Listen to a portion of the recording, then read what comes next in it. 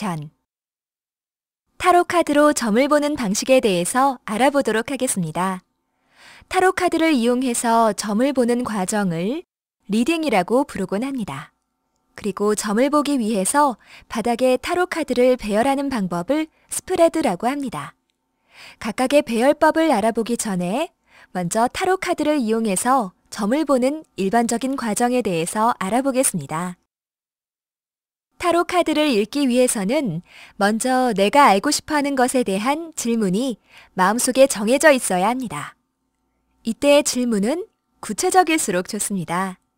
단순하게 내 애정운은 어떨까라고 하는 것이 아니라 더욱 구체적인 상황에서 어떠한 행동을 하는 것이 바람직할 것인가에 대해서 질문하는 것이 좋습니다. 타로 카드를 예언의 도구로 이용하는 사람도 있겠습니다만 저는 타로 카드가 미래에 대한 예언보다는 통찰의 도구로 이용하는 데에 도움이 된다고 생각하는 편입니다. 따라서 타로 카드에 질문을 던질 때에는 너무 구체적인 정답을 원하는 질문을 피하는 것이 좋습니다. 예를 들어 이사를 할 동네를 결정하려는 경우 단순하게 A냐 B냐를 묻는 것이 아니라 이사갈 장소를 선택하는 데 있어서 어떠한 점을 고려하는 것이 좋을까에 대해서 질문하는 것이 더 많은 도움이 될 것입니다. 또한 가급적 자기 자신에 대한 질문을 하되 너무 감정적이지 않은 중립적인 자세를 취하는 것이 좋겠습니다. 대체 A는 맨날 나한테 왜 그러는 거야? 라고 질문을 하는 것은 큰 도움이 되지 않지만 A의 상황을 이해하고 관계를 개선하기 위해서 내가 어떤 것을 할 수 있는가에 대해서 질문하는 것은 자신을 위해서도 더 좋을 테니까요. 셔플. 이제 내가 하고 싶은 질문을 마음속에 담아둔 채로 카드를 섞습니다. 카드를 섞는 것은 점을 봐주는 사람이 섞는 경우도 있고 질문하는 당사자가 직접 섞게 하는 경우도 있습니다. 카드를 누가 섞느냐는 큰 문제가 되지 않습니다만 개인적인 생각으로는 더 골고루 잘 섞을 수 있는 사람이 하는 것이 옳다고 생각합니다. 타로 카드를 섞는 특별한 방법이 있는 것은 아니며 일반적인 놀이용 트럼프나 화투를 섞는 방법과 마찬가지 방식으로 하면 됩니다. 단 보통의 타로 카드는 트럼프에 비해 크기가 크고 재질이나 그림이 상하기 쉬운 편이기 때문에 조금만 주의하는 편이 좋겠습니다. 가장 단순한 방식으로는 그냥 카드를 엎어놓은 채로 바닥에 흐트려서 섞었다가 모으는 방식이 있는데 넓은 테이블이 있다면 쓸만한 방법입니다. 단지 단점이라면 장소에 제약이 있고 폼이 좀 덜 난다는 거겠죠. 제일 폼 나는 방식은 아마도 카지노 영화에서 트럼프를 섞을 때처럼 반씩 양손에 나누어 들고 테이블 위에서 촤라락 하나로 합치는 방법일 텐데 카드의 재질에 따라서는 휘어버리거나 구겨질 가능성이 있으므로 조금 주의해야 합니다. 화투장을 섞을 때처럼 한 손에 카드를 모두 잡고 그중 일부를 다른 손으로 뽑아서 위에 놓는 방식을 반복하는 방법의 경우에는 카드의 방향이 전혀 변하지 않기 때문에 정방향과 역방향 해석을 모두 이용하는 경우에는 중간중간 카드의 일부를 뒤집어주는 과정을 추가해 주어야 합니다. 카드를 충분히 섞고 나면 역시 일반적인 카드 놀이에서와 마찬가지로 카드를 쌓아놓고 그중 일부를 떼어서 아래로 옮기는 과정을 통해 커트를 하기도 합니다. 역시 특별한 의미가 있다기보다는 카드를 잘 섞는 한 가지 과정입니다. 스프레드. 카드를 잘 섞었다면 이제 원하는 카드를 골라서 바닥에 내려놓습니다.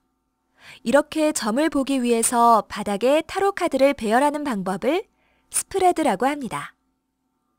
다양한 배열법이 있는데 현재의 질문에 가장 적합하다고 생각되는 배열법을 골라서 진행합니다.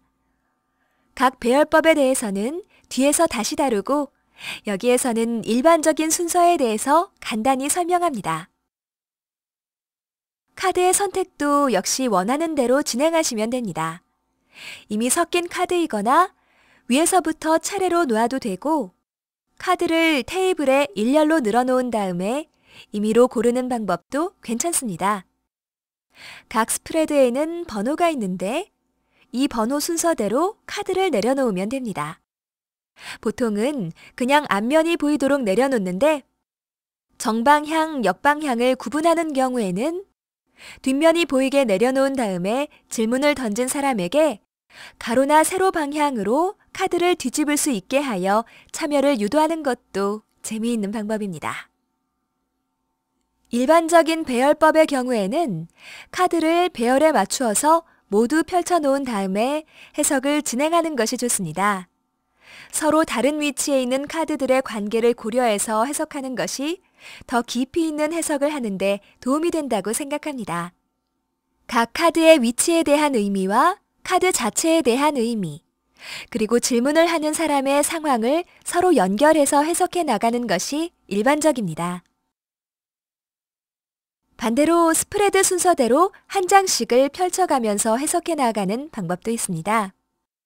이 경우 뒤에 올 카드를 알지 못한 채 앞의 카드를 해석하기 때문에 그 다음에 오는 카드의 의미가 보다 한정되어 버리는 경우도 있습니다만, 오히려 그러한 상황 자체를 해석의 일부로 포함해 버리기도 합니다.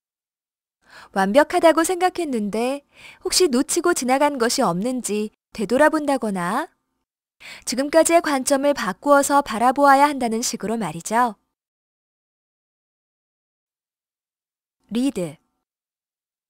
타로 카드를 읽는 과정은 결정된 미래를 예지하는 것이 아니라 지금 주어진 문제에 대해서 더 심도 있게 분석하고 앞으로 자신이 어떠한 일을 해야 좋을 것인가에 대해서 통찰하는 과정이라 생각합니다. 타로 카드의 메시지는 각 카드의 위치에 대한 의미와 카드 자체의 의미, 질문의 내용과 현재 상황에 따라서 결정이 됩니다. 카드를 읽는 가장 쉬운 방법은 개별 카드가 가지고 있는 키워드를 중심으로 이야기를 만들어 나가는 것입니다. 이 키워드는 보통 타로 카드와 함께 동봉되는 작은 책자에 수록되어 있는데 이 단어 중에 어떤 것이 현재 자신의 상황에 맞아떨어지며 나에게 어떤 의미를 주는지를 생각해보는 과정을 통해 그 메시지를 이해할 수 있습니다. 그러나 모든 카드에 대한 키워드를 기억하는 데에도 한계가 있으며 각각의 단어를 찾아가면서 상황에 끼워 맞추다 보면 어딘가 부족한 것을 느끼게 되곤 합니다. 따라서 단순 키워드 리딩의 다음 단계로 타로 카드에 그려진 그림을 직접 해석함으로써 그 메시지를 읽게 됩니다. 이렇게 해석한 카드의 내용은 키워드와 같은 내용일 수도 있지만 개인에 따라서 혹은 상황에 따라서 완전히 다른 내용이 될 수도 있습니다. 여기에서 설명하고 있는 각 카드의 의미 또한 결정적인 의미가 아니라 이러한 과정의 한 예라고 생각하시면 됩니다.